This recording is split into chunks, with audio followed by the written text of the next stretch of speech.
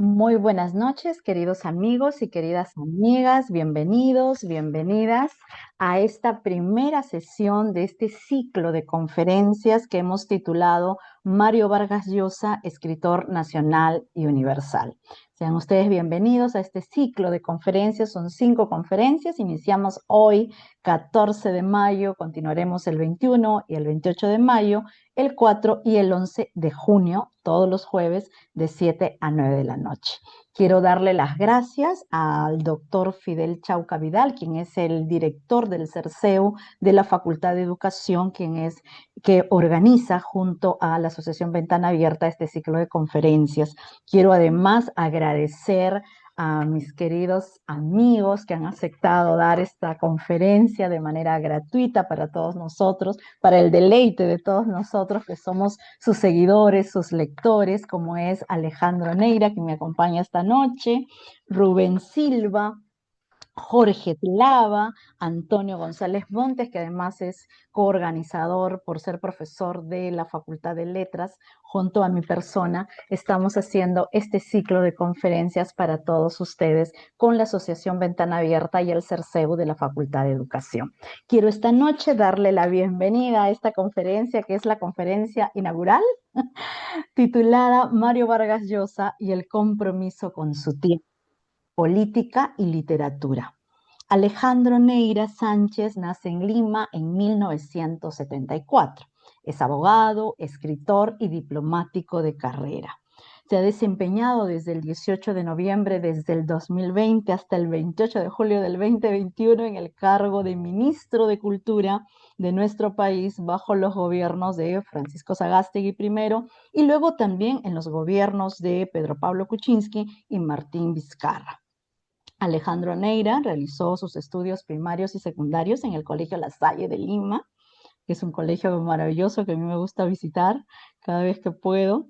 Además, es bachiller en literatura por la Universidad Nacional Mayor de San Marcos. Es además bachiller también en Derecho por la Pontificia Universidad Católica del Perú. Tiene 2 maestrías, una de ellas es una maestría en diplomacia por la Academia Diplomática del Perú y una maestría ejecutiva en servicio internacional por la American University en Washington, D.C. Entre sus libros publicados, porque él es un extraordinario narrador, ganador del premio Copé, acá tengo yo justo mi monstruo sagrado, ¿no? Tenemos, por ejemplo, Peruanos Ilustres, que fue publicada en el 2005, Peruvians Do It Better, que esta fue publicada en el 2007 por Sarita Carbonera, Peruanas Ilustres, que fue publicada en el 2009, CIA Perú o Compañía Perú, que fue 1985, que es una novela de espías que fue publicada por Estruendo Mudo el 2012, es además premio de novela breve de la Cámara Peruana del Libro el año 2012, Compañía Perú 1985, El espía sentimental, que se publica el año 2015, Breve historia oculta del Perú, historia de 2 Bernardos, y esta que les acabo de mostrar, que es la novela ganadora del premio Copé del año 2019, publicada el 2020 por Petro Perú y que ustedes la pueden encontrar en la biblioteca de Petro Perú si desean leer esta maravillosa novela que es Mi monstruo sagrado.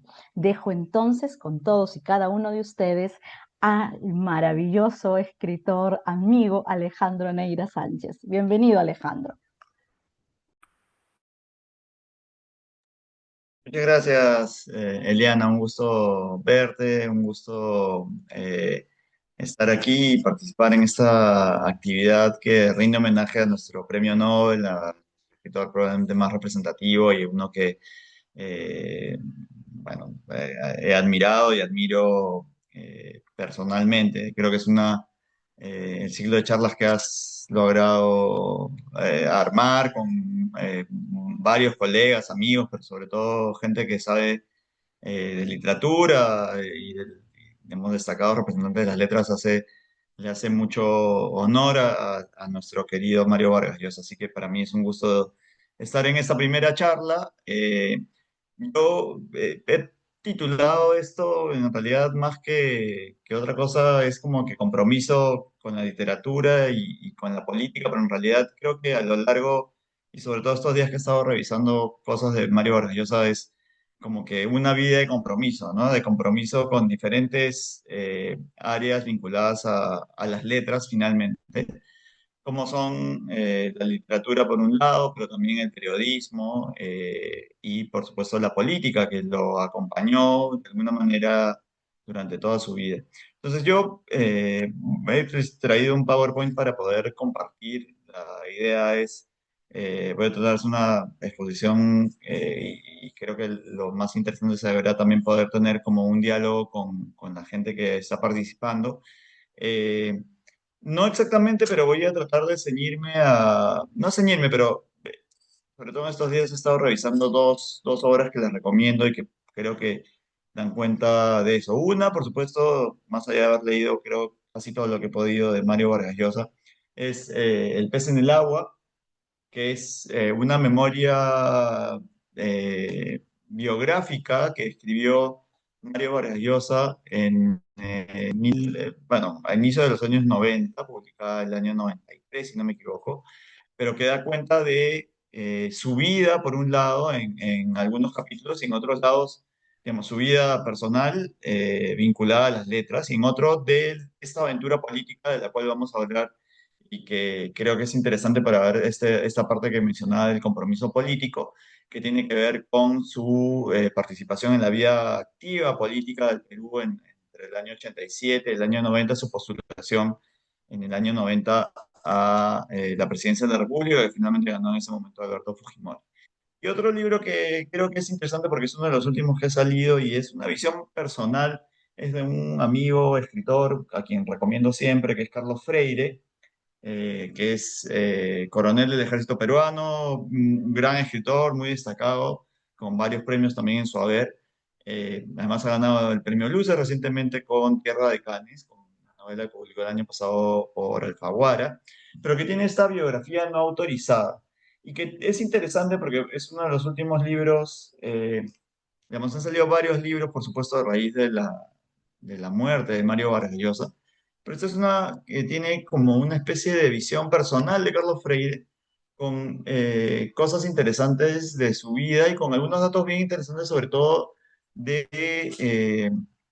esta parte de la vida de Mario Vargas Llosa que tiene que ver con su paso por la escuela Leoncio Prado, por el colegio militar. Eh, Él desmitifica algunas cosas que se dijeron en su momento sobre su paso por la escuela militar, da algunos detalles que son novedosos con relación a ello, pero al mismo tiempo hace el repaso de varios momentos de la vida y varios momentos, digamos, de ruptura, ¿no? De los momentos más interesantes de la vida de Mario Vargas Llosa. Entonces, yo voy a compartir he preparado un pequeño PowerPoint como para guiar eh, la presentación. ¿Me avisan si se ve, por favor? Sí, Alejandro, estás ¿Sí? compartiendo ¿Se ve? pantalla. Sí, estamos Perfecto. esperando que se vea. Ya se Entonces, ve. la idea es, perfecto, qué bueno. Entonces, yo voy a ir pasando un poquito esto. Esta es una imagen de Mario Vargas Llosa con el hipopótamo, que es uno de sus... me acordé porque, claro, en esta biografía no autorizada aparece mucho la imagen del hipopótamo, que era el animal favorito de Vargas Llosa, por diferentes razones que por ahí comentamos también luego.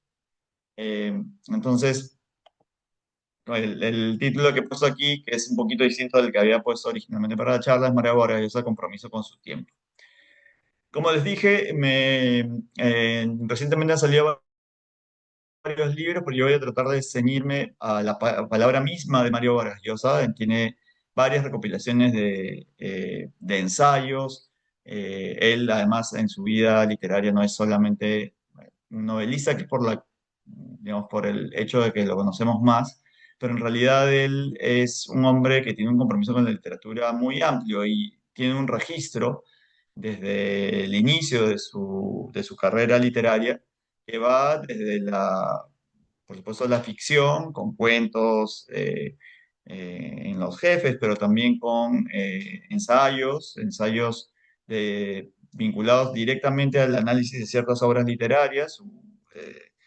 tesis, digamos, literaria original son sobre García Márquez, sobre la novela de Flaubert, sobre la novela de Caballería, de Tirando Blanc. Entonces, él tiene un registro que es completamente amplio y que creo vale la pena también repasar.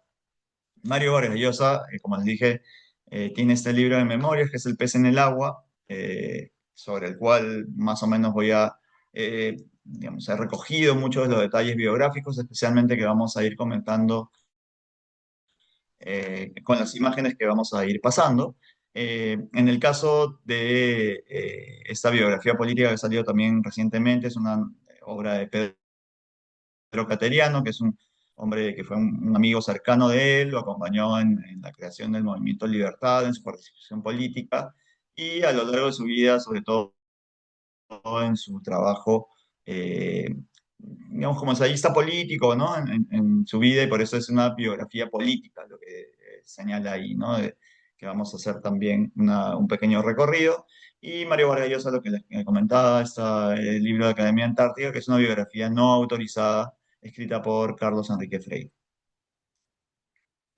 Esto es como para que puedan ver una suerte de infografía con datos relevantes de la biografía de Mario Vargas Llosa. Como ven, Jorge Mario Pedro, que era el nombre completo de Vargas Llosa, nació en Arequipa en el año 36. Eh, bueno, ahí sale que es escritor, periodista y político, pero creo que es una de las figuras intelectuales, creo que es uno de los personajes peruanos que merece este título de intelectual universal, además, ¿no? Estudió Letras y Derecho en la Universidad Nacional Mayor de San Marcos, tenía una serie de estudios posteriores y de doctorados, muchos honoris causas. Además, fue miembro de la Real Academia Española, Premio Cervantes, Nobel de Literatura en el 2010. Eh, Fue incluido en la Academia Francesa en el 24, si mal no recuerdo. Al otro lado está una serie de algunas obras representativas. Esta es una fotografía que saqué por si acaso de RPP, no me quiero robar ningún crédito. Eh, y por eso sale parte ahí también que él fue miembro del caso, de la comisión que se formó para investigar el caso Uchiha High, fue candidato presidencial y aparece esto que él tenía y que estaba digamos, en una especie de audioteca que tiene la web de RPP, que es mi novela favorita, ¿no? Él, leía algunas novelas de sus novelas clásicas, casi la mayoría que eran realmente de sus novelas favoritas, ¿no? Ahí hay algunos de los títulos más importantes. La última, como saben, seguramente fue la novela Le dedico mi silencio, que fue publicada el año 2024 y que fue su última eh, obra publicada, ¿no? Más allá de haber algunos ensayos importantes. Entonces ahora sí creo que voy a tratar de ir contándoles un poco quizás por qué considero en esta parte tan importante el compromiso literario, ¿no?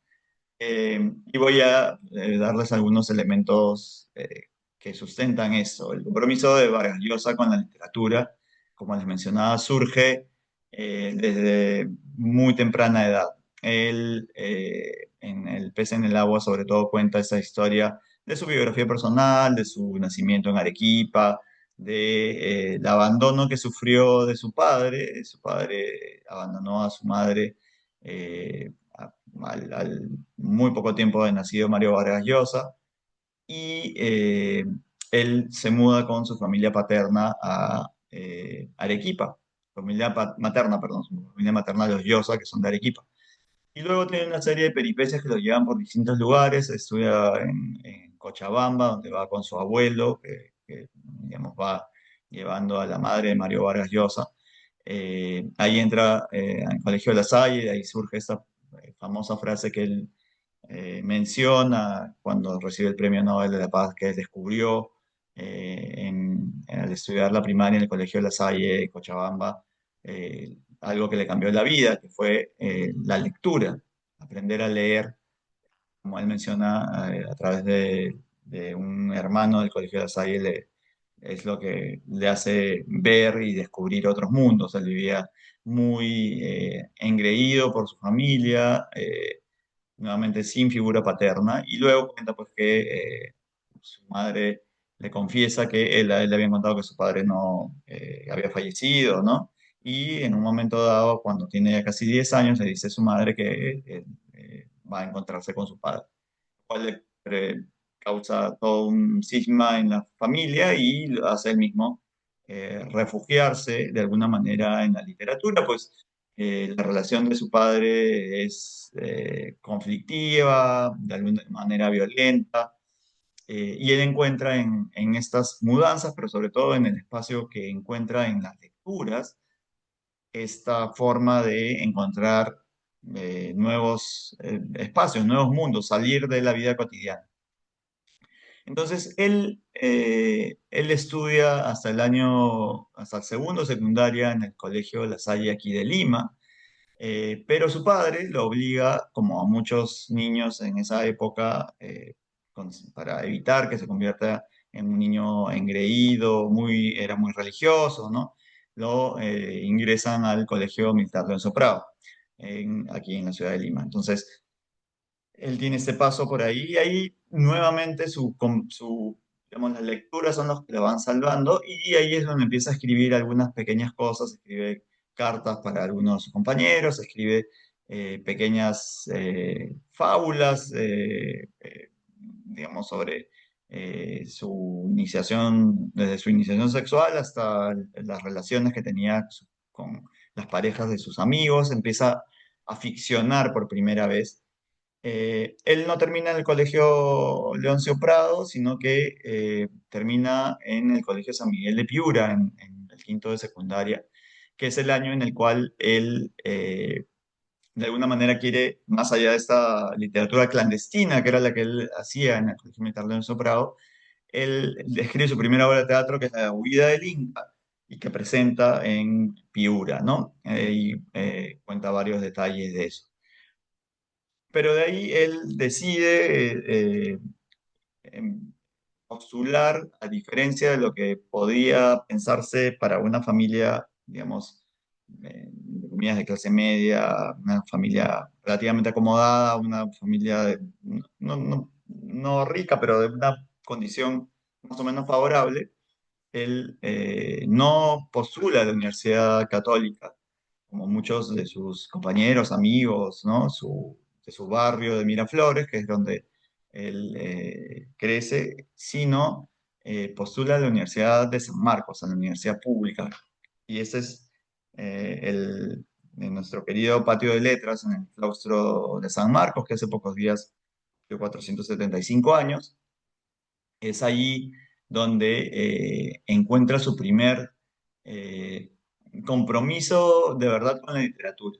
Él en las memorias del pez en el agua confiesa que no es que haya tenido, eh, digamos, pese a que se convirtió en un estudiante muy responsable, no es que haya tenido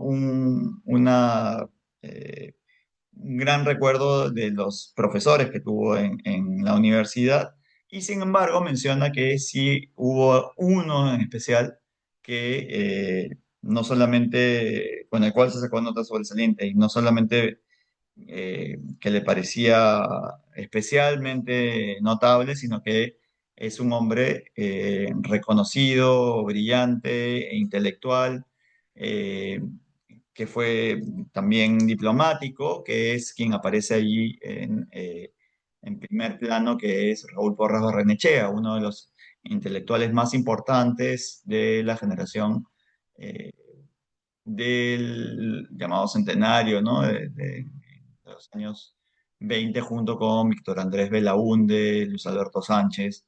eh, pero en esta primera, digamos, en esta primera parte del compromiso literario,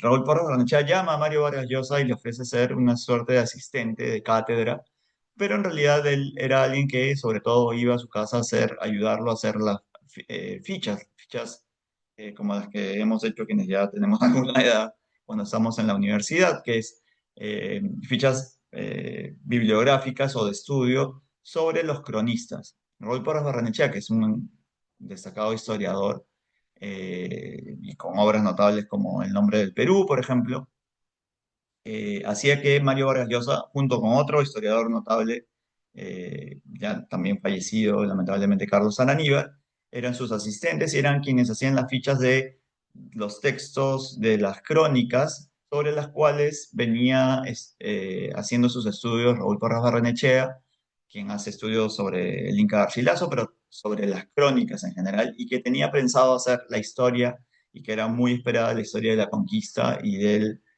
la colonia en el Perú, obra que no llegó a ser publicada. Él hace una suerte de comparación entre intelectuales comprometidos como Raúl Porras eh, y, eh, y Jorge Basadre, quien escribe la historia del Perú, que dice que Raúl Porras anotaba, ¿no?, críticamente. Raúl Porras era, lo describe muy curiosamente porque además de ser un notable intelectual, un hombre de muchas aficiones, es un hombre que también de alguna manera le descubre esta vena política también a Mario Vargas Llosa, eh, pero lo comentaré también cuando veamos la parte del compromiso político, pero sobre todo este interés en la literatura, en las letras que él ya tiene en San Marcos y que, como les mencionaba, viene desde muy joven, desde de ser un adolescente, y es en esta época en la cual empieza a escribir ya sus primeros cuentos.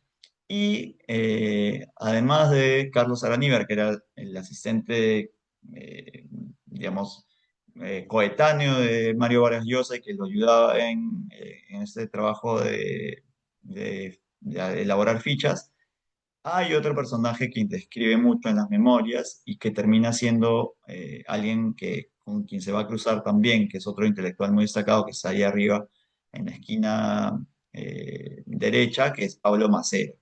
Pablo Macera era otro joven, ya no, ya había terminado los estudios en San Marcos, otro joven intelectual muy destacado, muy provocador, muy bromista, quien, digamos, acompaña a Vargas Llosa en estos primeros años de aventuras en el mundo de las letras. Y quienes aparecen la otra figura son sus dos grandes amigos, que son por un lado Abelardo Kendo, quien aparece con lentes ahí, y Luis Loaiza, que es el que le está haciendo cachitos a Mario Vargas Llosa en esa foto juvenil, que son, además de eh, hombres de letras, críticos, hombres que no terminaron, que terminaron estudiando Derecho, pero que dedicaron su vida finalmente a las letras. Abelardo Kendo es un gran crítico literario, tiene muchas obras que seguramente algunos de ustedes quizás hayan leído o de las cuales hayan escuchado. Y Luis Loaiza, que es uno de los, eh, creo, bueno, fue traductor e intérprete cuando fue a Europa, terminó yendo también a París y vivió en Ginebra, donde trabajó muchísimos años en Naciones Unidas como intérprete y traductor, que era, digamos, el oficio del cual vivía, pero que tiene obras de análisis literario, de crítica y algunas obras literarias que son realmente muy finas. Yo siempre trato de recomendar a Luis Loaiza porque es verdad que tiene una de las prosas más exquisitas de la literatura peruana. Es desde sus primeros cuentos como El Avaro hasta los ensayos magníficos de un conjunto de relatos que se llama El Sol de Lima, que eh, siempre recomiendo porque de verdad son algunos de los mejores ensayos de la literatura peruana, casi sin duda. Entonces, él encuentra, digamos, para cerrar esta idea, este despertar de su interés hacia las letras, hacia la literatura, gracias a una figura maestra, protectora, que es Raúl Porras Barrenechea, a quien él también critica porque es un intelectual que, por un lado, entra a la política. Él menciona sobre todo que en el momento busca el rectorado de San Marcos, el cual no gana, lo gana Aurelio Miro Quesada en esa disputa, la cual dice que terminó muy dolido, pero que es un hombre que después siempre tiene intereses políticos, termina siendo un senador notable, presidente de la Cámara de Senadores en su momento, en los años 50, con la vuelta a la democracia después del año 56 y termina aceptando, él menciona un cargo en el gobierno de Manuel Prado en el año 58, que es el cargo de ministro de Relaciones Exteriores. Desde muy joven, Raúl Porras es un hombre ligado a la diplomacia, trabajó muchos años en el Ministerio de Relaciones Exteriores, fue historiador, crea el archivo bueno, trabaja en el archivo de límites, uno de sus principales promotores, igual funda en el año 58 la Dirección de Asuntos Culturales, un hombre profundamente ligado al quehacer literario y diplomático, que es alguien que para alguien como yo, que además es diplomático, también es una figura señera de nuestra diplomacia. Entonces se encuentra en esta figura protectora, casi paternal, como un tío querido quizás de Raúl Porras, quien convoca, dice él, a jóvenes estudiantes como él, que lo ayudan en su trabajo intelectual, y como Pablo Macera o el propio Luis Jaime Cisneros, otro profesor suyo muy querido en San Marcos, al mismo tiempo es alguien que convoca figuras literarias y políticas del quehacer nacional. Ese compromiso literario se mantiene y va a crecer. Yo seguramente todos conocen un poco de la historia, ha sido muchas veces dicha, ¿no? Del compromiso que él tiene con el trabajo de escritor. Él, tras esta juventud, en realidad va a pasar, y en el pez en el agua lo cuenta, ¿no? Él se casa muy joven con la famosa tía Julia, Julia Urquidi, que era eh, una tía suya, luego se casará, como saben, con Patricia Llosa, que era una prima suya, pero él tiene esta iniciación, escribiendo algunos cuentos, ganando algunos premios, termina yendo a una beca a Francia tras ganar un concurso de cuentos de la Revue Littéraire de Francia. Cuenta esta primera aproximación que en Europa y vive pensando en la literatura como la forma que él decide para su vida. Entonces, además de estas primeros cuentos y relatos, él tiene una fijación con quien era su autor favorito. Él cuenta pues, que Jean-Paul Sartre era su autor favorito y que era como su ídolo, y él piensa que la única forma de crecer como un escritor y de ser verdaderamente un escritor es yendo a vivir a Francia. Eh, Él en ese camino va con la tía Julia primero a España, donde gana una beca, termina yendo a Francia, y terminará conociendo a Sartre, pero sobre todo él cuenta cómo los jóvenes amigos, como Luis Loaiza, que en realidad venía de la Universidad Católica, pero quien conoce una de estas aventuras políticas que luego comentaré, lo introduce a una literatura hispanoamericana que él no conocía. Hasta ese momento él creía, por sus estudios en San Marcos, incluso que la literatura hispanoamericana era pomposa, barroca, ¿no? Pues, Asturias, Doña Bárbara, Rómulo Gallegos, algunas, a Jorge Icaza, a varios de estos autores que no le causan, y él es crítico, bueno, casi siempre lo fue después, pero él no encuentra en el indigenismo o en esta especie de literatura social un referente. Tampoco un gran referente en las letras peruanas. Él es crítico de José Antonio Chocano, intenta leer a César Vallejo, no es un gran lector de poesía, lo confiesa ahí, sobre todo en su juventud, pero va poco a poco conociendo a Luis Loaiza, quien le presenta primero a Jorge Luis Borges y luego a una serie de escritores que terminarán siendo referentes literarios para Mario Vargas Llosa. Entonces, él parte a Europa, es allí ya donde se hace propiamente un escritor. Y seguramente muchos de ustedes habrán escuchado de la disciplina de Mario Vargas Llosa. Él muchas veces ha contado que trabajaba se despertaba en la mañana, a las 6 de la mañana escribía como si fuera un oficinista, como si fuera un burócrata, como si fuera un asalariado de la literatura, que finalmente es lo que termina siendo, porque la literatura es un modo de vida también. Él tiene su escritorio allí donde lo ven y él desde joven decide tener digamos que si él cree que es su futuro ser escritor, él decide ser un escritor a tiempo completo, que no va a poder serlo en realidad hasta ya entrado en años, porque va a tener que dedicarse a la enseñanza, por supuesto, se dedica al periodismo, se dedica a la traducción, hasta que ya se hace famoso con Conversación en la Catedral, con algunas otras obras que le permiten, gracias a la labor de su editora Carmen Balcells, finalmente optar por la literatura como un medio de vida permanente y ya como un trabajo estable. Es ahí cuando él decide tener esa disciplina de trabajar todas las mañanas sin falta, salvo que ocurriera algo que lo sacara de esa rutina, pero trabajar como alguien hace, digamos, en una oficina, ¿no? Va a la oficina que tenía, que es su escritorio, investiga, lee, toma notas, toma apuntes. Acuérdense además que es un momento en el cual él escribe a mano, escribe mecanografiado y hace correcciones a mano.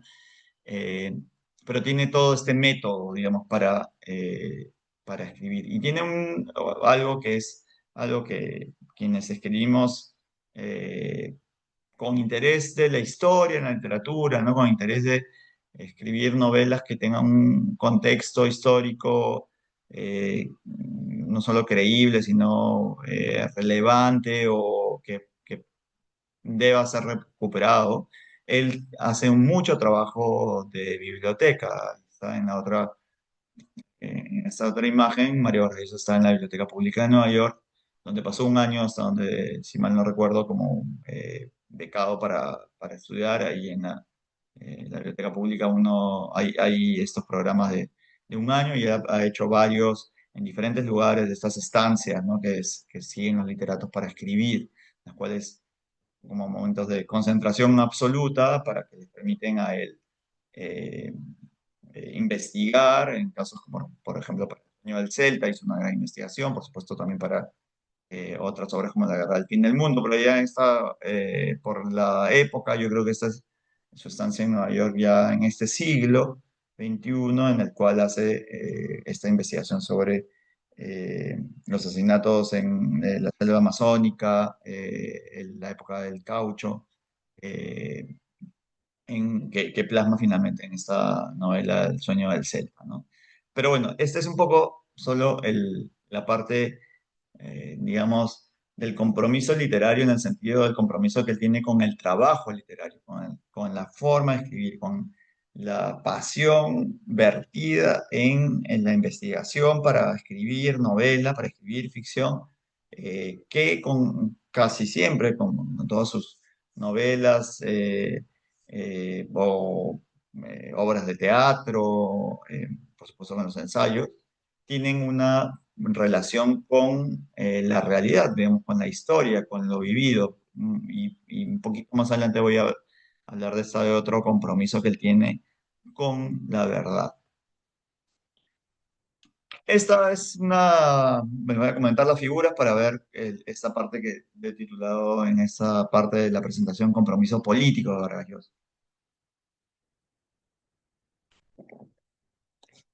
La primera imagen es la que ven a la izquierda, digamos, es muy interesante porque es él, Mario Vargas empecé en el agua cuenta cómo en en su iniciación, digamos, en la vida política eh, sanmarquina, él estudia literatura, pero como bien sabemos, San Marcos es una fuente, bueno, ahora mismo, ¿no? Es una fuente de contradicciones y eh, digamos, el compromiso político que uno adquiere o del cual uno se embebe cuando está en la universidad, en general en la universidad, ¿no? Pero específicamente en San Marcos lo lleva a él primero a frecuentar a algunos amigos que lo hacen acercarse a un movimiento que forma parte del Partido Comunista Peruano.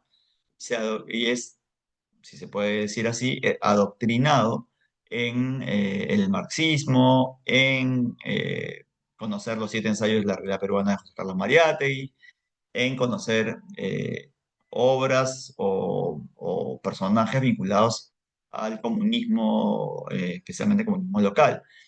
Eh,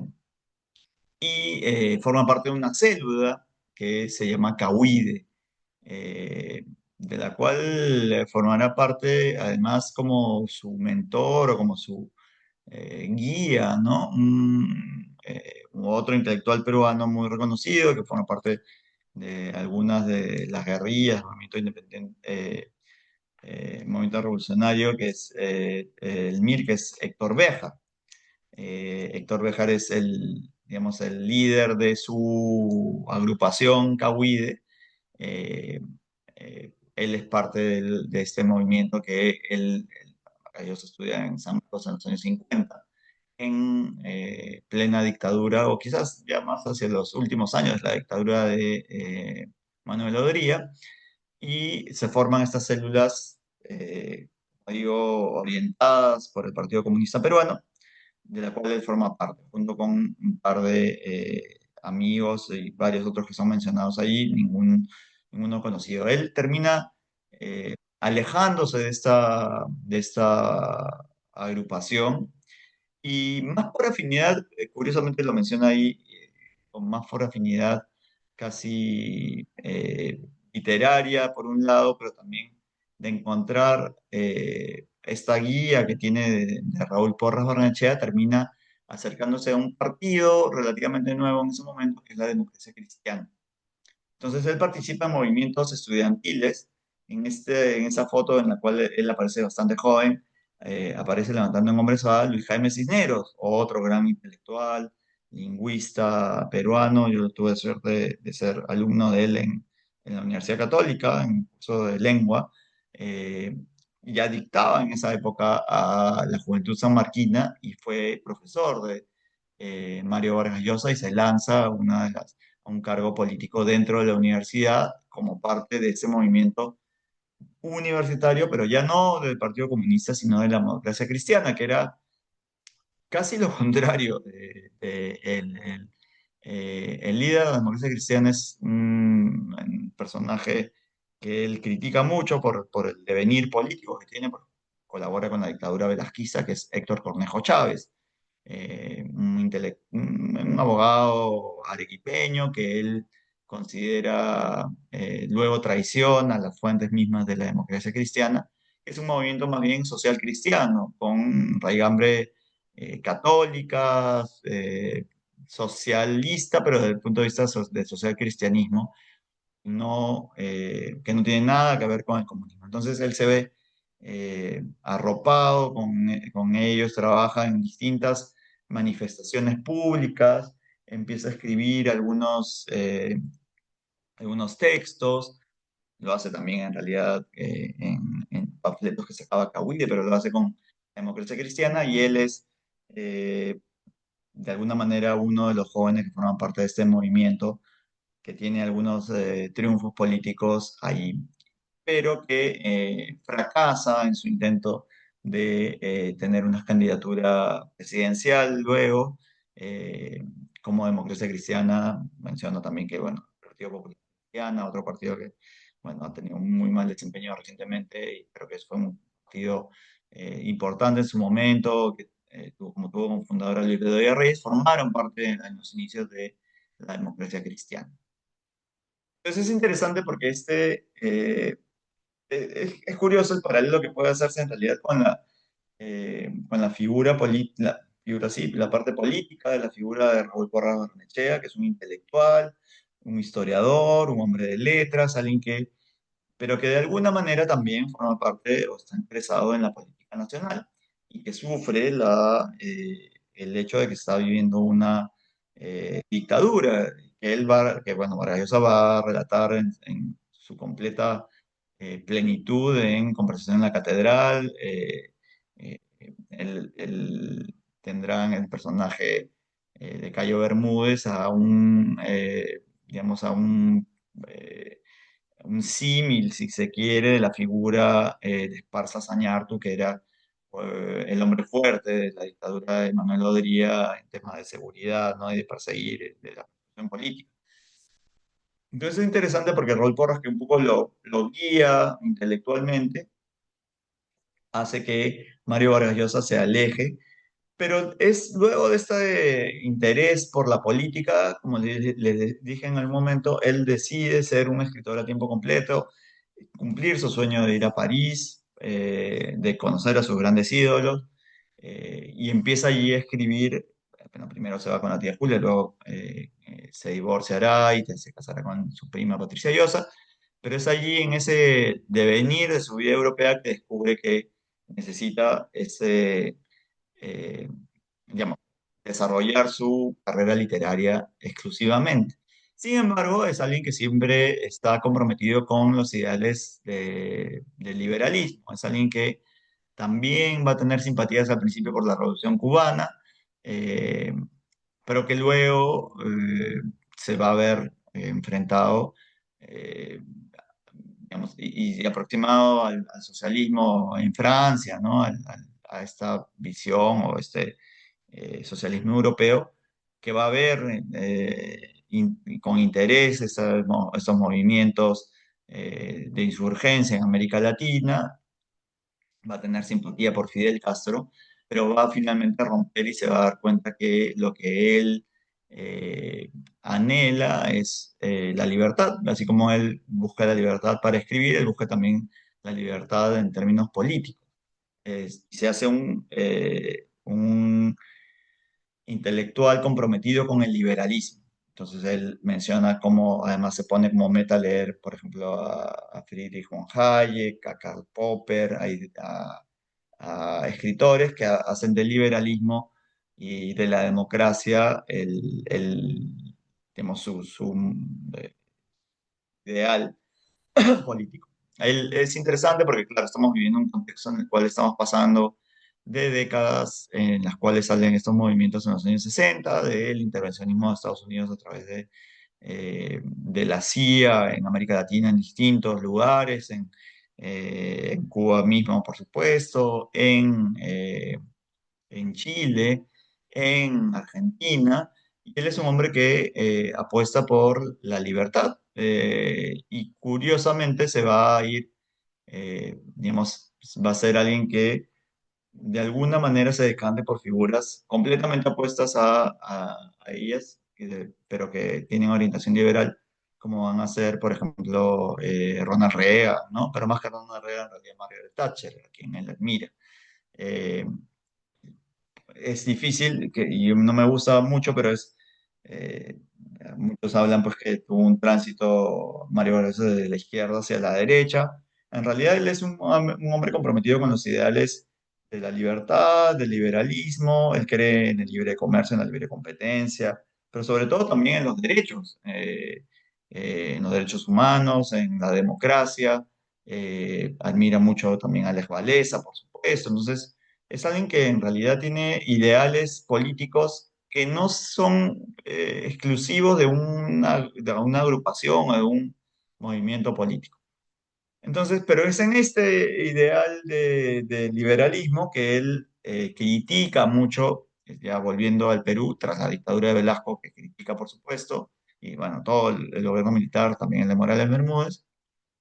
Él es alguien que eh, tiene una cierta simpatía por Fernando Belaúnde, por quien dice que vota en el año 56, eh, pero es tras el gobierno de Belaúnde y el triunfo de Alan García, eh, que él empieza con digamos ya, eh, un claro compromiso político, pero que va acompañado con el liderazgo político que tiene Mario Vargas Llosa frente a un hecho que fue la estatización de la banca. Eh, Alan García hizo un gobierno realmente, bueno, que tuvo mucha popularidad en los dos primeros años de gobierno, pero que hizo un gasto enorme en burocracia, en gastos y compras militares, en diferentes cosas que hicieron que pero sin abandonar esos ideales de socialismo que tenía el APRA en sus orígenes o que trató de mantener en el momento. El APRA también sufrió transformaciones, ¿no? Desde el inicio del APRA como un movimiento antiimperialista, con Nicolás Delatorre, un gobierno que parte de un pacto tras la dictadura de Odería para gobernar de alguna manera. Víctor Raúl Sáenz, que nunca fue presidente del Perú, creo que tiene la oportunidad de llegar a la presidencia con Alan García Pérez en el año 85. En el año 87, en su discurso de 28 de julio, Mario Vargas Llosa dice que estaba con unos amigos escuchando el discurso, que era es una práctica que creo que ha quedado un poquito en desuso. Eh, Antes todos escuchábamos el discurso del 28 de julio para ver qué medidas se podían anunciar en ese momento. Y el discurso del 28 de julio de 1987, Alan García anuncia la estatización de la banca. A Mario Vargas Llosa esto le parece una medida completamente equivocada, perjudicial para el desarrollo del Perú, alguien que cree en la libertad, que tiene miedo de este rol y que busca además, digamos, que es predica el libre comercio, ¿no? Le parece que el, el hecho de estatizar la banca va a crear no solamente un problema, sino que va a conducir al Perú al fracaso económico que ya en el cual ya está, hacia el cual estaba encaminado y que en el cual lamentablemente terminaremos, porque esa década terminará como la década perdida con hiperinflación y lamentablemente además terrorismo. Él es consciente de eso, estaba en ese momento en el Perú y empieza poco a poco con unos amigos a interesarse y en ver de qué manera puede él ayudar a un cierto movimiento que vaya en contra de esto. Él se sorprende porque sus primeras manifestaciones públicas y luego convocatorias públicas, meeting que convoca, empiezan a tener gran apoyo, gran respaldo, aparentemente también respaldo popular, y respaldo de algunos partidos, de los cuales se arrepentirá después, pero los partidos de la llamada derecha tradicional peruana, Acción Popular y Partido Popular Cristiano, se pliegan a él. Y pese a que su familia dice, ¿no?, que su esposa no lo quería, llegan esos partidos, pese a que él tiene compromisos literarios que sigue atendiendo, sus viajes. Él en determinado momento se convence de que probablemente sí, podría ser un candidato a la presidencia de la República. Y es así como termina siendo, y ven este póster de arriba, el candidato, él forma, perdón, el Movimiento Libertad como movimiento, él no quiere firmar un partido político, quiere liberarse de las taras de los partidos en el Perú, que son clientelistas y corruptos, y busca crear un movimiento. Aparece con su amigo Miguel Cruchaga, a la derecha Vargas Llosa, que era un arquitecto, empieza a convocar gente que son independientes, gente que son amigos o cercanos o que comparten sus ideales, pero que no son gente vinculada previamente a la política. Y funda ese movimiento de libertad. Luego, ya hacia las elecciones del año 90, lo que hace es unirse con dos partidos, esos que les menciono, el Tiempo Popular y el Partido Popular Cristiano, y funda el Frente Democrático, ahí verán que es el FREDEMO, y que tiene como símbolo esta escalera incaica o preincaica o del Perú antiguo, que fue el símbolo del FREDEMO. Y ese es el eslogan que tomaba Mario Vargas Llosa, el gran cambio para ser presidente.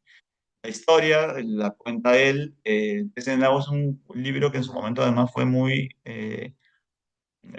criticado y casi rechazado por la clase política, pero especialmente por el gobierno de turno, que era Alberto Fujimori, porque es muy crítico en general con todo el devenir político y con lo que sucede en la campaña. Digamos, en términos coloquiales, les puedo decir que él raja de muchísima gente cercana a él, como el propio Hernando de Soto, u otros que él considera que lo traicionaron tras haber, digamos, estado con él en el trabajo de base, de inicio de la campaña política para la presidencia, como Enrique Chirino Soto, algunos senadores y diputados que se voltearon y se fueron finalmente a la fila del Fujimorismo.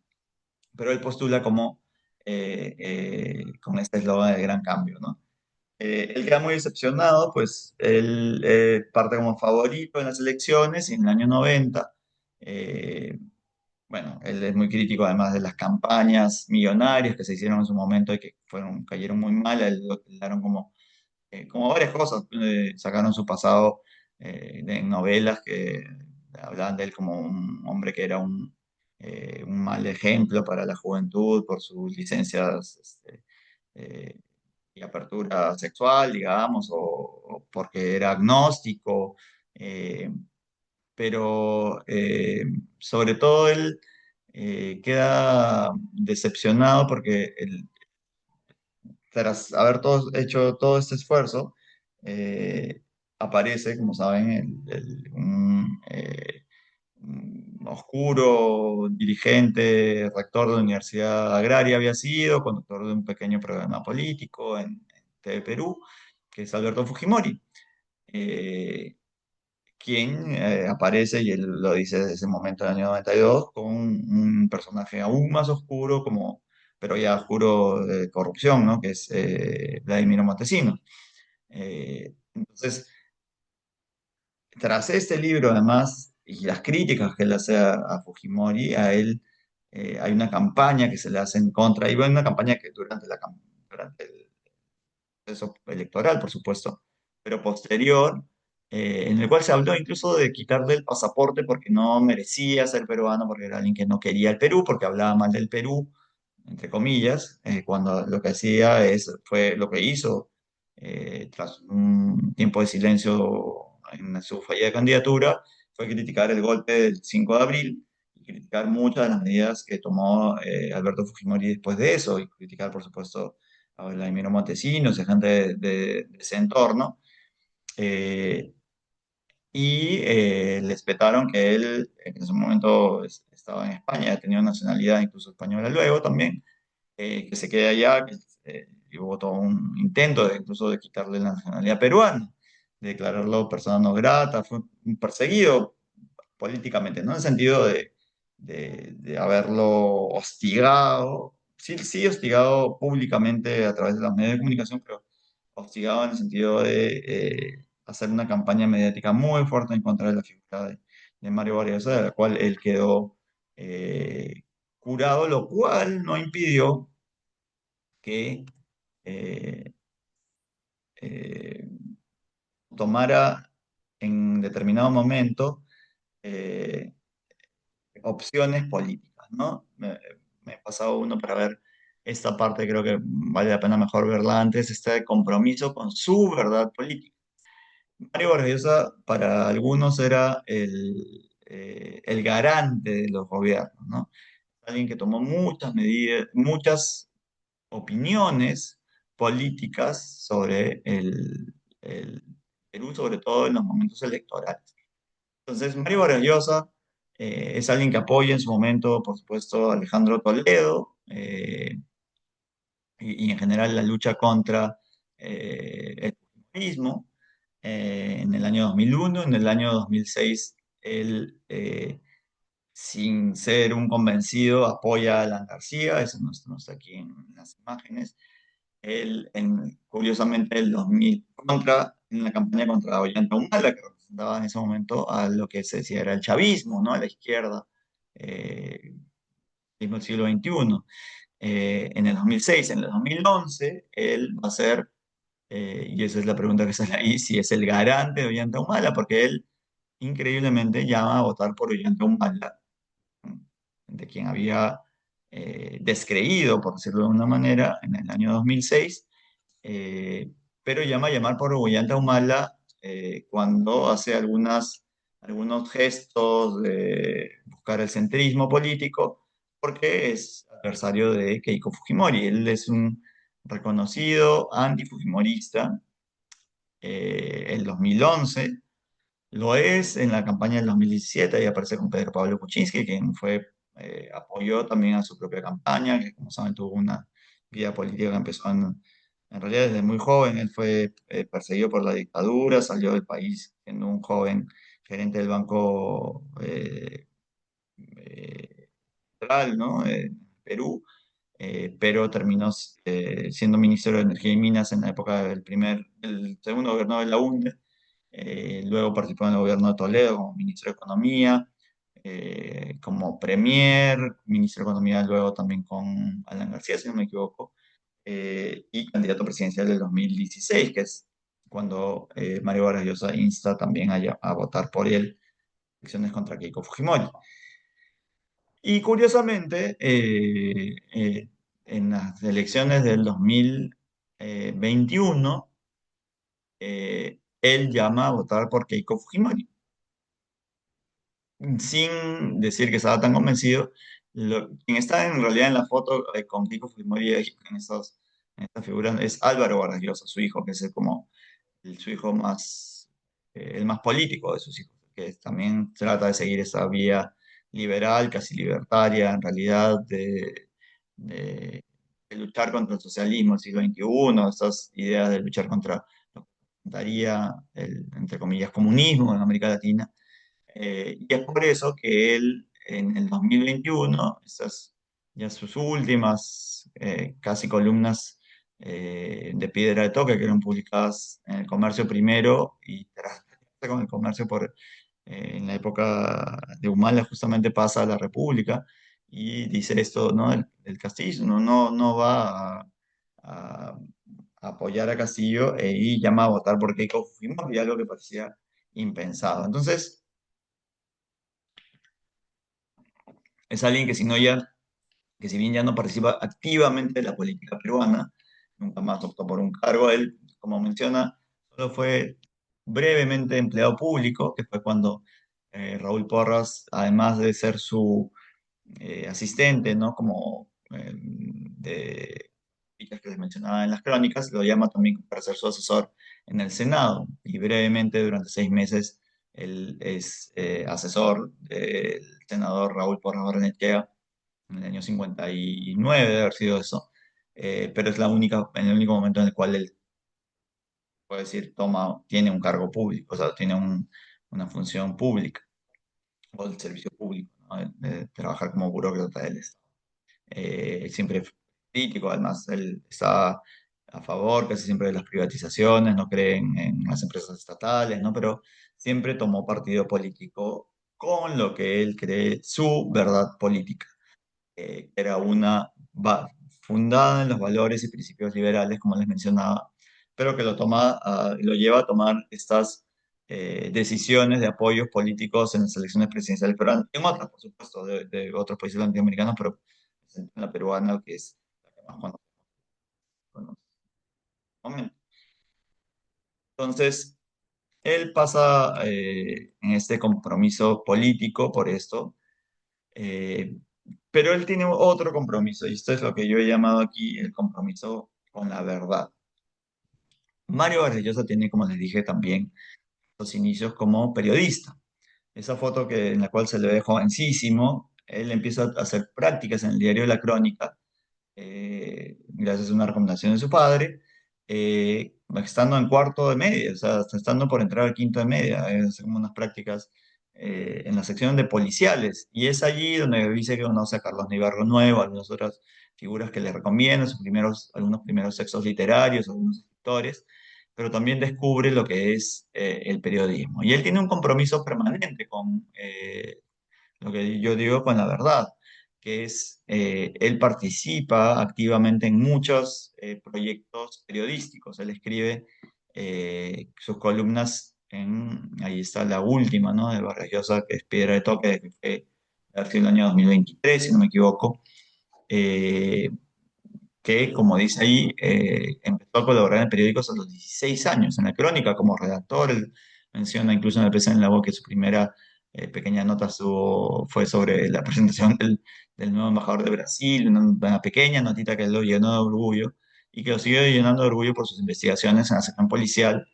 Eh, Luego él va a dejar esto, pero va a estar, uno de sus trabajos también es en Radio Panamericana como redactor de noticias. Él va a ser uno de los fundadores del Panamericano, que fue un gran y exitoso programa radial que luego pasó a la televisión, como el noticiero de la época en Panamericana Televisión. Y luego tiene una serie de trabajos que lo llevan a ser un columnista, por supuesto, ya siendo un gran escritor, muy reputado y muy buscado para hacer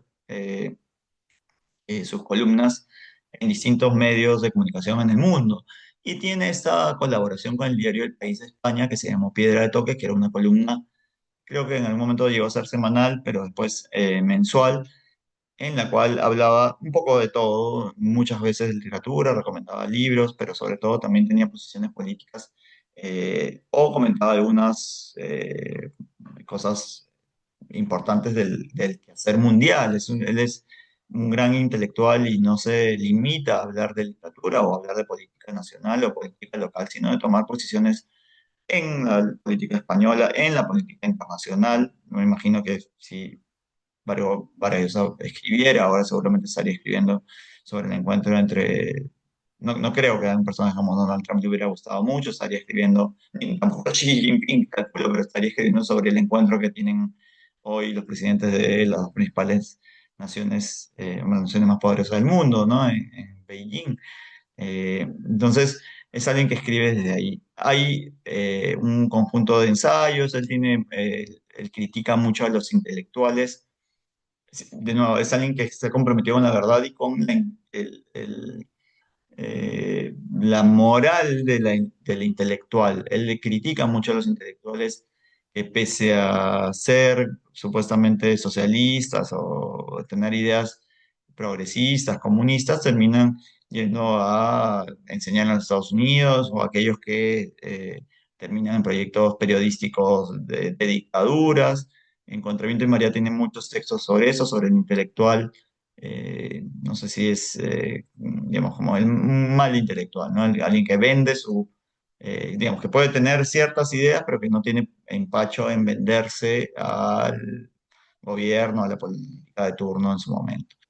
La verdad, mentira es un texto de ensayo sobre ficción en realidad, pero tiene que ver con este compromiso con la verdad, por eso está ahí.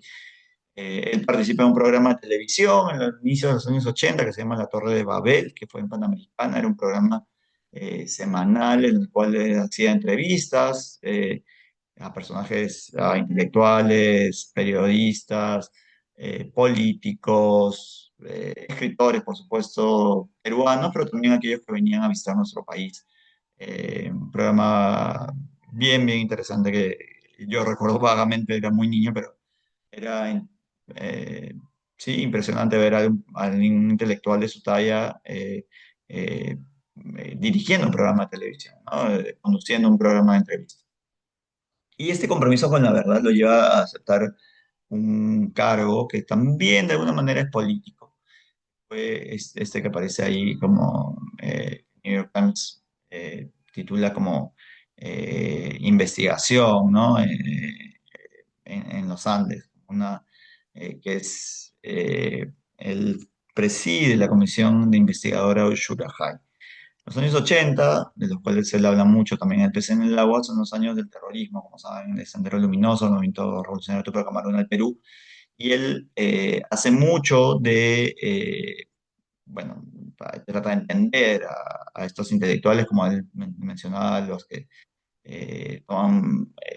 digamos, que no se adecúan moralmente a la política, como Efraín Moro Tevez, menciona él, que dio paso al maoísmo, menciona que dio finalmente pie al surgimiento de Sendero Luminoso en Ayacucho.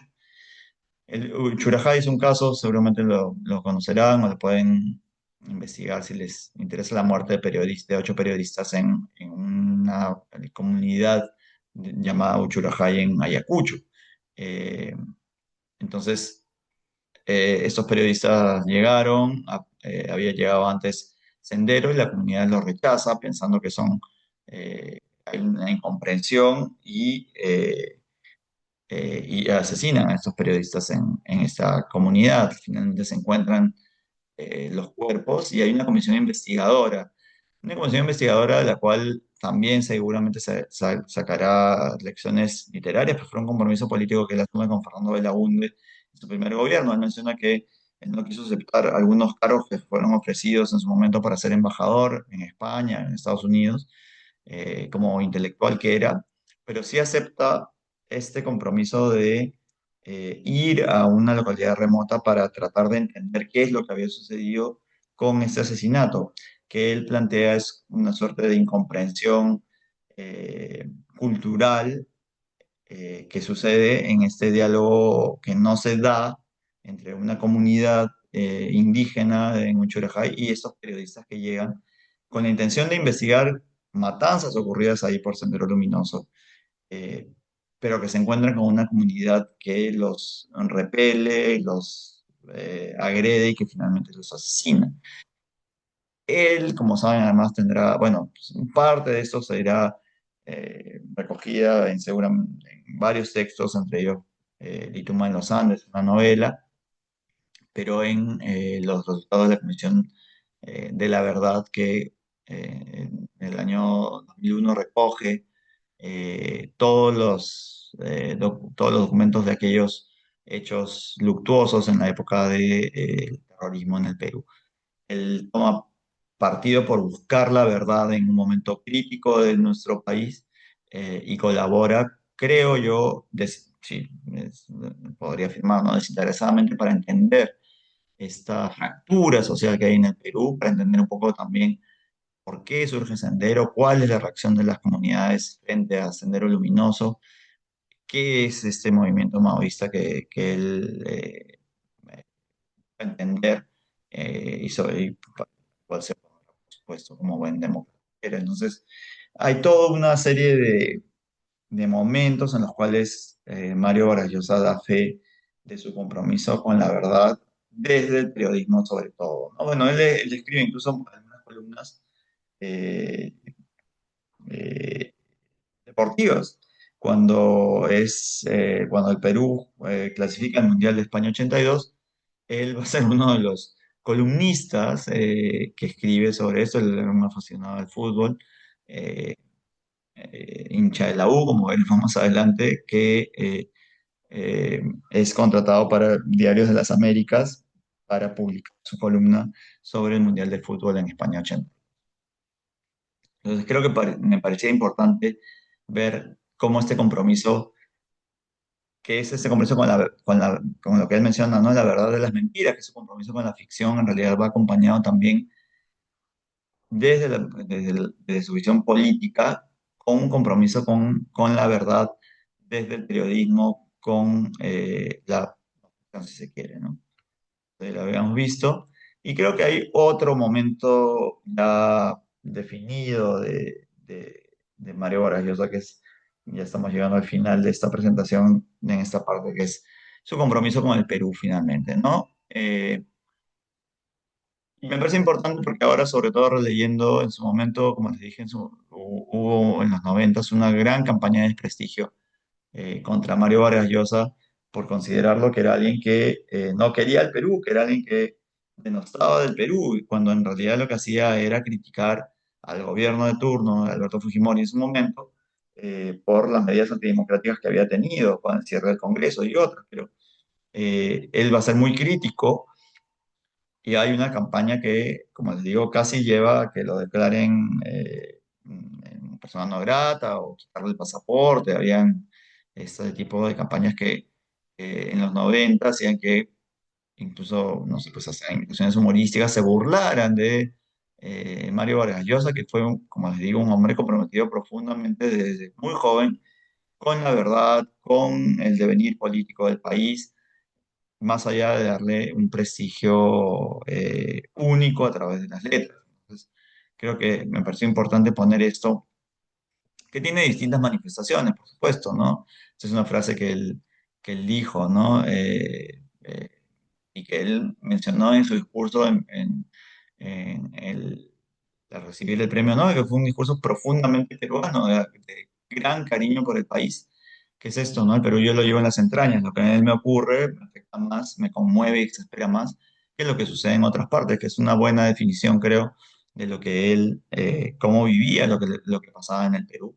Él, por supuesto, recibe doctorados honoris causa de muchísimas universidades, esta es solamente una de la Pontificia Universidad Católica del Perú, por supuesto de San Marcos.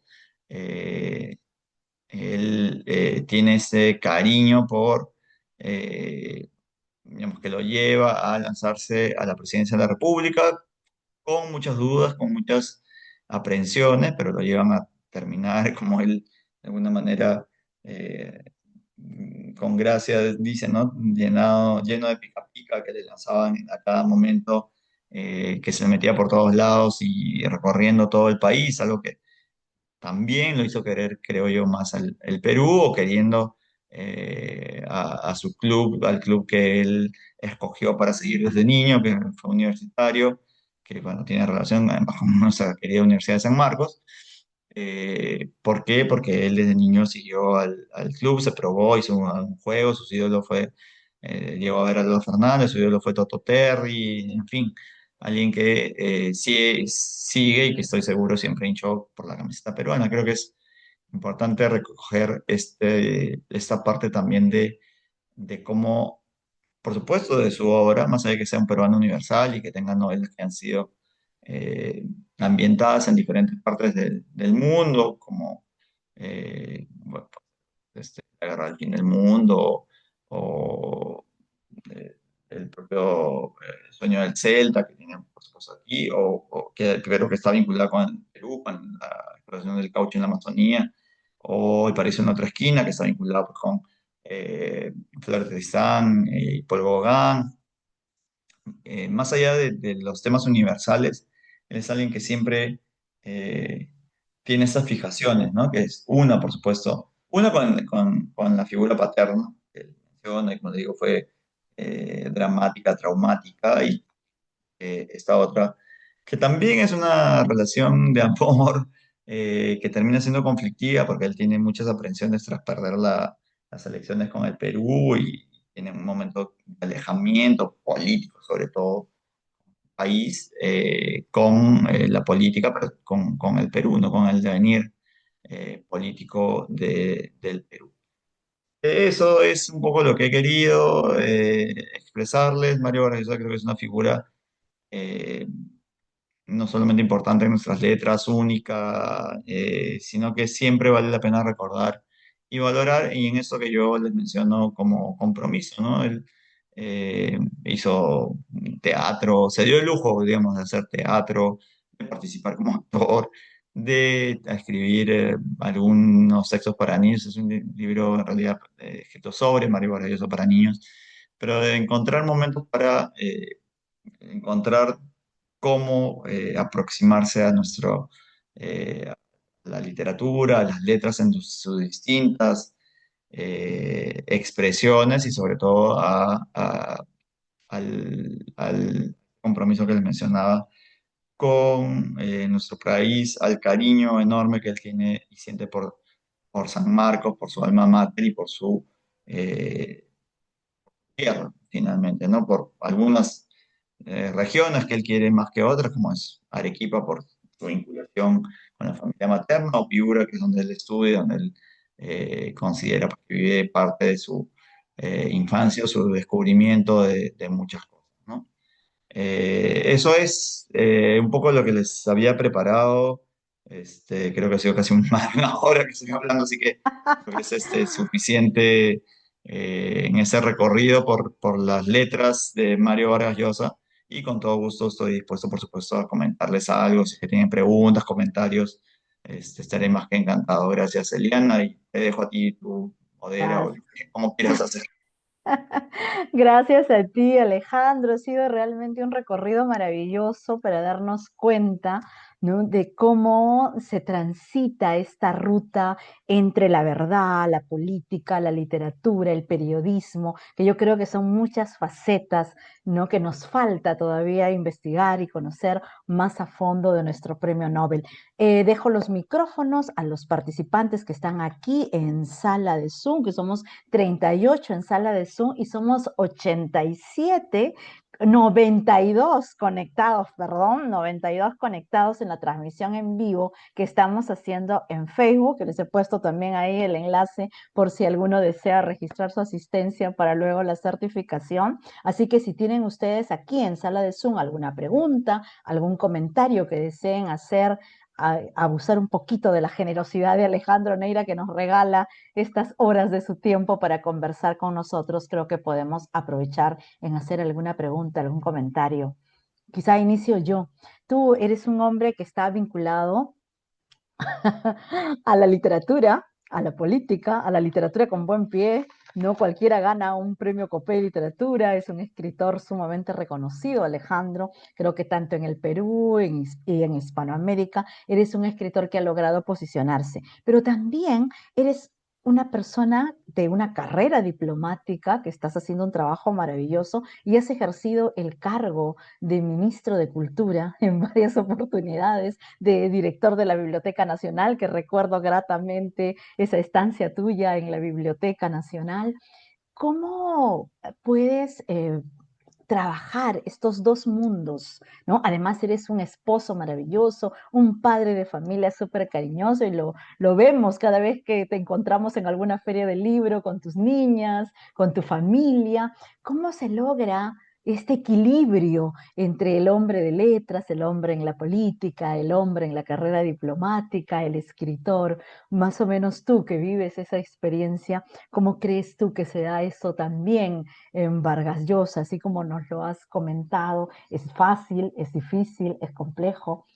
No lo sé. Ahí Ah, ya, bueno, eso es bien van. personal, ¿no? En realidad, ya Bien depende, personal. está bien, sí, es bien personal, pero no, sí, a ver, yo creo que digamos, uno puede tener la suerte de tener como distintas vidas o tener distintos sombreros, como decimos a veces en la profesión. Eh, yo, pues, bueno, no, evidentemente no me comparo ni con él, ni con Raúl Porras, pero ellos son personas que hacen como que hacen lo posible por tener este cariño o compromiso con las letras, este compromiso político. Yo no soy un político de carrera, pero sí soy un diplomático, que de alguna manera tiene que ver con la política finalmente, en el sentido que trabajamos haciendo políticas o tratando de seguir la política exterior peruana, de diseñarla, de pensarla, de participar de alguna manera activa en posicionar mejor al Perú en el exterior, es parte de nuestro trabajo. Eh, y hay una vida personal que no le he mencionado mucho, pero la vida de Mario Vargas es interesante también porque, claro, tiene esta vida de aventuras, de joven con la tía Julia, se divorcia y después tiene una familia con Patricia Llosa. Tiene tres hijos que son Gonzalo, Álvaro y Morgana, que es fotógrafa, es a la quien más conozco y aprecio porque creo que tiene Hace poco hubo una muestra en el Centro Cultural Nicarcia, muy bonita, sobre la vida de Vargas Llosa que valió la pena porque era un poco recoger la vida de él, también como corresponsal, porque él hace, como esta mencionaba, que un periodista ha tenido muchos viajes, de los cuales él después ha dado cuenta, ha escrito, ha sido corresponsal para grandes cadenas muy importantes en distintos momentos, incluso de guerra. Eh, y él tiene esta parte ya familiar, ¿no? Salen sus fotos de niños, salen sus fotos con la familia de su madre, incluso con el padre, una figura tan conflictiva para él, pero tiene esta vida con sus hijos, en la cual él aparece, y no lo menciono aquí, pero sí soy consciente de que él tuvo una vida complicada por los viajes, ¿no? Pero siempre de mucha familiaridad, ¿no?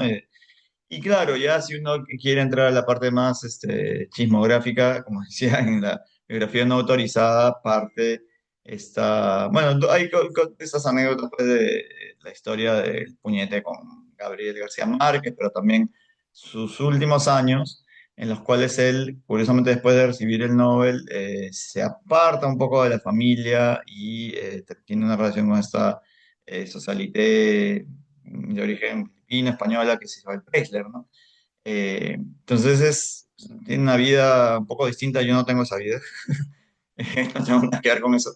Pero sí es cierto que él, como tiene esta suerte de distintas ramas, entonces yo creo que uno puede hacer como seguramente todos tenemos distintos momentos en los cuales tratamos de darle un espacio mayor a una parte de la vida.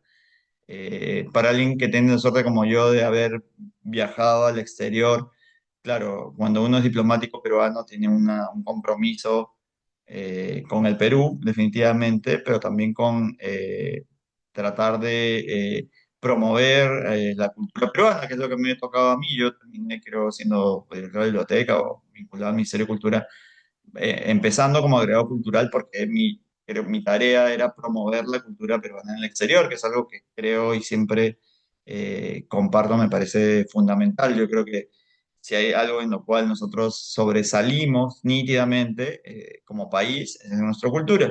Y creo que tenemos que aprovechar esa suerte, ¿no? que tenemos y es parte de lo que nos toca.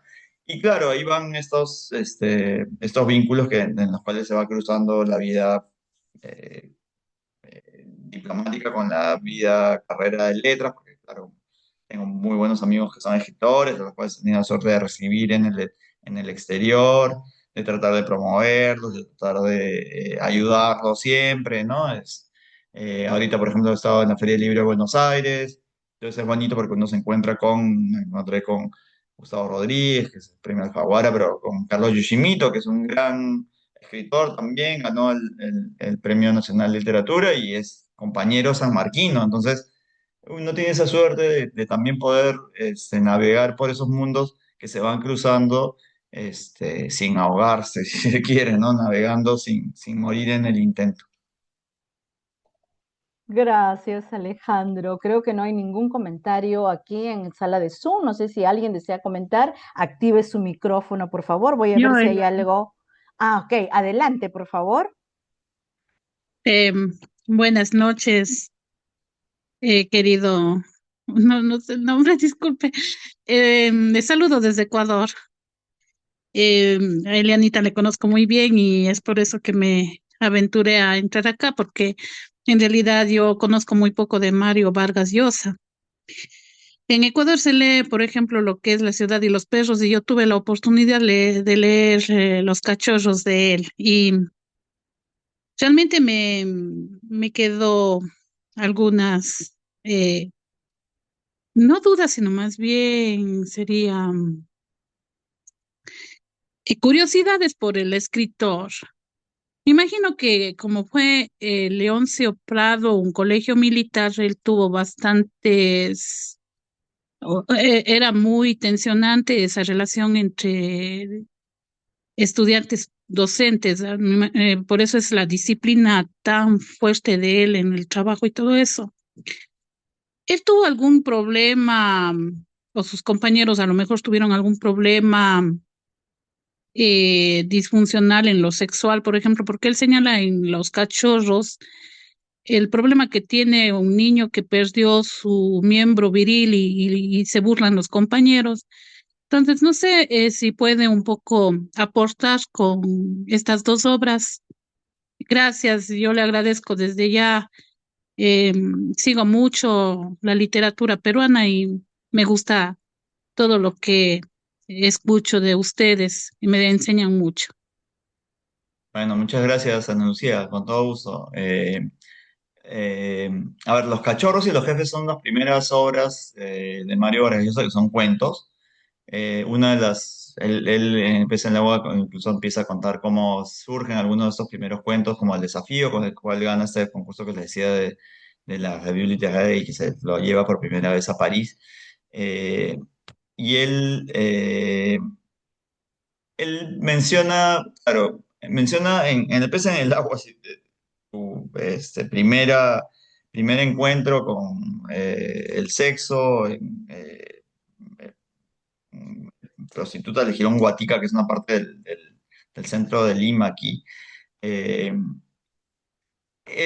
bueno, vive pues en una época en la cual es extremadamente represiva, ¿no? Él vive reprimido sexualmente, si se quiere, porque forma parte de una familia muy conservadora, muy católica. Él tiene una educación fuertemente religiosa, tanto por la familia como por el colegio. El Colegio de La Salle eh, es un colegio religioso, yo estudié en el Colegio de La Salle. Él narra en el Aguado que después fue, no sé si comentado en algún momento, porque él menciona que él fue un hermano del colegio, lo llevó a su cuarto y empezó a insinuársele y a tocarlo, y él, es la primera vez que él menciona algo así, cuando salió el pez en el agua, recuerdo que fue muy comentado. Es un episodio que él después ha recordado en varias veces, porque claro, él es una suerte de trauma finalmente. Él encuentra algunos elementos de, digamos, de su propia vida, como él ha narrado, y efectivamente en La ciudad de los perros, que de alguna manera recoge su paso por el Colegio Militar de Once Prado aquí en Lima, él menciona sus incursiones a este barrio rojo, si se quiere, que hay en Lima de los años 50, eh, cómo recoge algunos de los personajes y, eh, y cómo él empieza a escribir estas novelitas, una suerte de novelitas eróticas, ¿no? De relatos que llaman la atención de sus compañeros, que son los primeros relatos que él escribe. Entonces, sí hay un componente de su propia vida que se refleja ahí y que va a recoger en distintas partes de su carrera también, ¿no? Él tiene eh, dos novelas que, si se quieren, son de impronta erótica, que son El elogio de la madrastra y Los cuadernos de Don Rigoberto, eh, que sí, son de un erotismo, para mí no son de las mejores que probablemente que él tiene, pero incursiona en ese ámbito de la literatura también. Entonces, alguien que creo, digamos, parte de lo que él va recogiendo son cosas que él efectivamente vive, pero sobre todo creo que hay que ponerse en el contexto del momento del cual vive, de esto que yo mencionaba, que es esa relación traumática que tiene con el padre, la relación edípica que tiene con su madre y la relación que tiene cercana con su familia y la educación religiosa que él tiene durante sus primeros años escolares, ¿no? Gracias. Gracias, Alejandro, por la respuesta. Gracias, Ana Muchas Lucía, por el comentario. gracias. Muy Gracias, Ana amable, doctor Lucía. Alejandro. No, encantado. Gracias, Ana Lucía. Ana Lucía se comunica con nosotros desde Ecuador. Sí, saludos a Eh, Ecuador. Saludos a Ecuador. Edgar Silva, adelante, por favor, activa tu cámara, tu micrófono, te escuchamos. Muy buenas noches con todos, estimada Eliana, Alejandro también, Neira. En primer lugar, felicitarlo por la ponencia, ¿no? Tan informativa. Y por otro lado, en el libro El pez en el agua, justo tal como lo ha señalado también el ponente, encontramos rasgos, por ejemplo, de la biografía a temprana edad de Vargas Llosa, ¿no? Esa ruptura con el padre. Yo quería saber si esto de alguna manera ha influenciado en la obra de Mario Vargas Llosa o en alguno de sus escritos, si se ve reflejado esto, ¿no? Este evento tan trágico, ¿no? De alguna manera. Esa era mi pregunta. Muchas gracias. No, gracias a ti. Sí, yo creo que sí hay, como dije en el momento, uno puede encontrar esta figura o esta relación compleja con su padre. Creo que en realidad casi en toda la obra literaria, es decir, más allá de que empiece en el agua él cuente, pues, en primera persona cómo es este descubrimiento, esta forma de reconocerla. Yo creo que hay varias de las obras, más allá que algunas son casi evidentes, como La ciudad de los perros, o en los primeros cuentos también de los cachorros, los jefes que tienen mucho que ver con eh, su edad temprana, ¿no? Hay siempre personajes en los cuales la relación con el padre se da, ¿no? Es compleja, incluido la última novela, Le dedico mi silencio, o algunas novelas que quizás sean menores, pero que son aquellas que están ambientadas en el Perú, como Cinco Esquinas, por ejemplo, que es creo que es la penúltima novela que él tiene, eh, que también tiene un componente ahí, sin duda, en El elogio de la madrastra y el cuaderno de Don Rigoberto, a través de toda esta visión como les dije, de alguna manera de estas traumas, si se quiere, de sus primeros encuentros con la sexualidad, pero que lo lleva a esta riqueza narrativa erótica que tiene. Ahí, no sé, pues, tendremos que hacer un recorrido por cada una de las novelas, pero en muchas de ellas, la tía Julia, seguramente que también tiene un componente biográfico importante, varios de los personajes que aparecen ahí en los relatos incluidos, que son narrados por Pedro Camacho en las radionovelas. Hay muchos estos, de estos casos de la figura paterna. Creo que en Pantaleón también hay alguna mención, pero de nuevo, Edgar, yo creo que ahí uno puede hacer como que un recorrido por casi todos la obra literaria de Mario Vargas Llosa y va a encontrar en algunos personajes o en algunos textos o detalles de los relatos estas vinculaciones familiares que lo llevan a él a reconocer en algún personaje esta dificultad de la relación familiar que pueden tener y que pueden ser seguramente encontrados. Estoy seguro que va a haber alguna tesis sobre el padre, la figura del padre en Mario Vargas Llosa, se debe haber más de una tesis literaria sobre eso. Gracias. Gracias, Alejandro. Sí, en efecto, hay varias tesis sobre ese tema. Le damos la palabra a Dante. Dante, por favor, activa tu cámara, tu micrófono, que te estamos escuchando. Dante, ¿estás por ahí? Ahí está. Sí, ¿cómo está Eliana? Muy buenas noches. Muchas gracias, Eliana.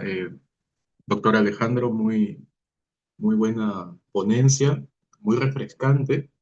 Eh, Al momento que leí El pez en el agua, que para mí es un buen libro, un top de los 10, tengo una pregunta que comencé a elaborar en ese momento y volvió hoy en día.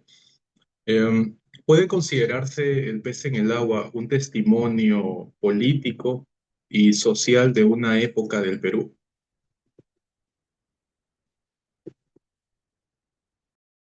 Ah, ahí está. Sí, o sea, yo creo que él, como les mencioné, fue muy criticado en su momento por haber lanzado esto, porque él hace yo ahorita que lo he releído y además conversando con varios amigos, colegas en el trabajo, eh, hay muchas de las cosas que además uno lee y que puede hacer como que conexiones con lo que está pasando actualmente. Él es muy crítico de la política, como les dije, de los partidos políticos, digamos, de cómo él se decepciona de lo que es, de cómo es entendida la política en nuestro país. Que puede ser probablemente entendida como la política en general en América Latina.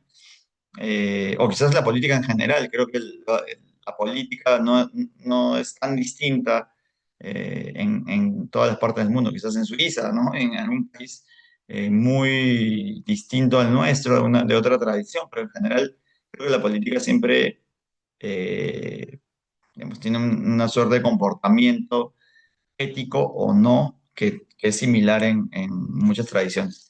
Entonces, sí, yo creo que es un testimonio político porque además, y eso es lo que he tratado de poner aquí, ¿no? Porque muchas veces nos centramos en Vargas Llosa creyendo que él se aproxima a la política como de manera oportunista o porque, claro, casual, porque surge este, esta, este intento de estatización de la banca. eh, Cuando en el pez en el agua, creo que lo más interesante, sí, como dices antes, has revisado y te parece un texto tan que es bueno que lo es, efectivamente, como un testimonio. Él va contando también estas primeras aproximaciones que tiene con la política nacional. Es esta, ¿no? Desde Raúl Porras como senador, desde participar en el movimiento Cahuide, que después recoge en Conversación en la Catedral y en otras obras.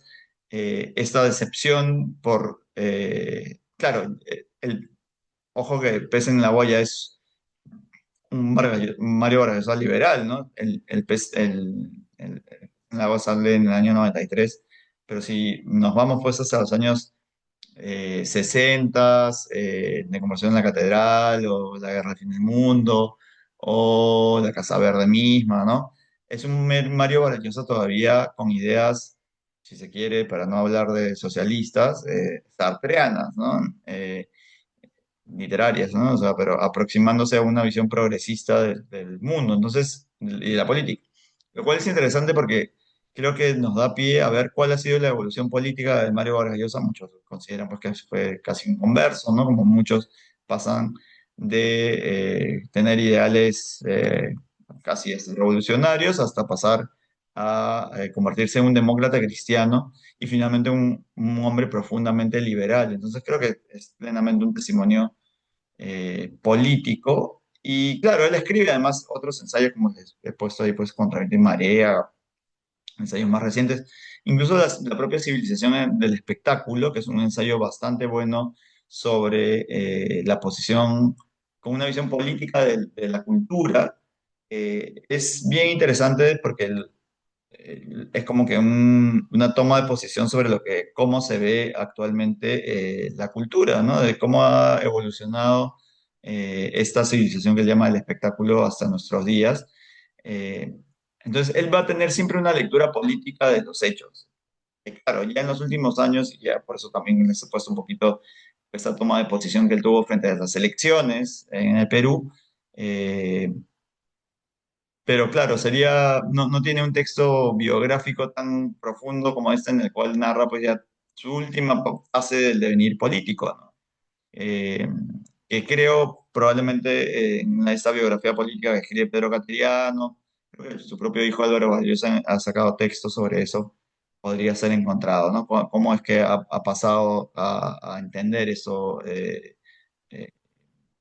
la gente que lo ha acompañado, porque ya que él no está entre nosotros, cómo ven este compromiso político de Mario Vargas a lo largo de su vida, ¿no? Gracias, Alejandro. Alberto, buen día. Terminamos contigo.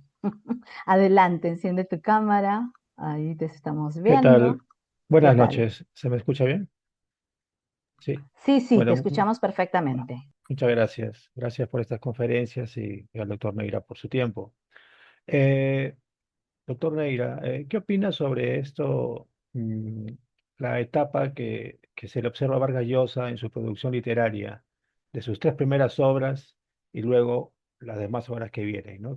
Dice que son las tres primeras obras maestras, y luego viene ya todo un conjunto de obras que supuestamente dice que son menores.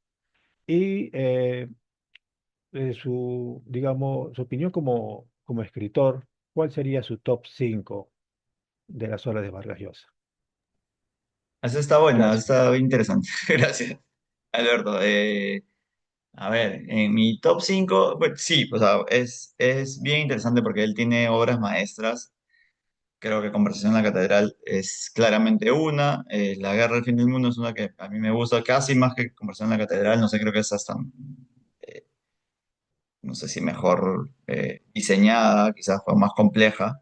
La Casa Verde, que es una novela también compleja, y que claro, eh, a estas tres, ahora, ahí siempre es interesante cómo ve la crítica, ¿no? Es bien difícil que un gran novelista escriba que todas las obras de un gran novelista sean grandes novelas.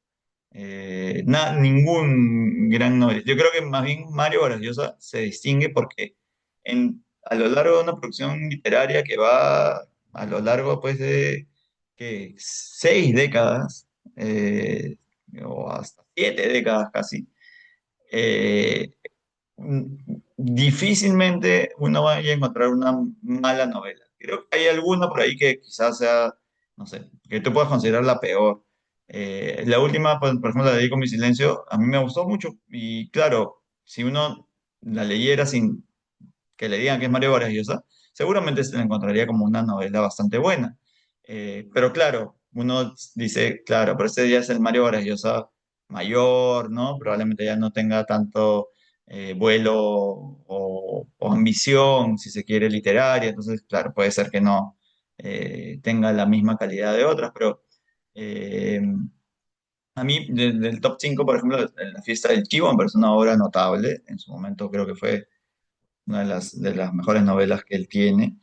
Eh, Hay una que a mí me gustó muchísimo, siendo una novela breve, que de nuevo, probablemente uno diga, bueno, pero este Vargas Llosa no es el Vargas Llosa, pues, de Conversión en la Catedral, y que sin embargo es una novela muy política, que es Tiempos Recios, que es bastante buena, y claro, uno lo lee de nuevo, si no dijera, claro, no es el Vargas Llosa, no es La Guerra del Fin del Mundo, es una novela bastante buena.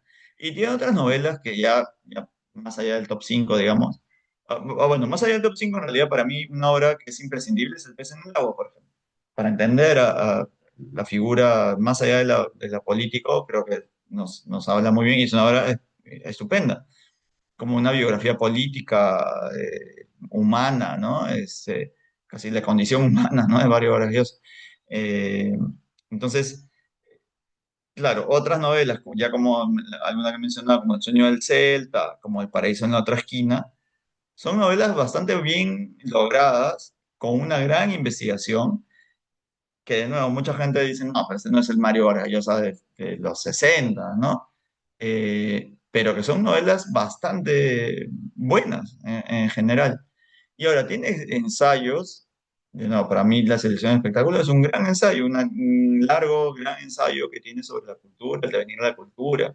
Y si uno va encontrando así entre sus textos pequeños, otros textos ensayísticos, colecciones de artículos periodísticos, uno encontrará pues que la calidad de la literatura de Mario Vargas Llosa, más allá de la ficción, incluyendo en una no ficción, de nuevo, entonces tenés, por supuesto, obras de teatro, puedes catalogar, también hacer tu top 5 de las obras de teatro, algunas las he visto representadas. Bueno, a mí, más allá, ya para terminar con las novelas, a mí me gusta mucho La tía Julia, me parece divertidísima, es espectacular, Pantaleón y las Vistadoras también, entonces, ya más que un top 5 ya creo que eso es hecho como un top 10 y podría seguir seguramente.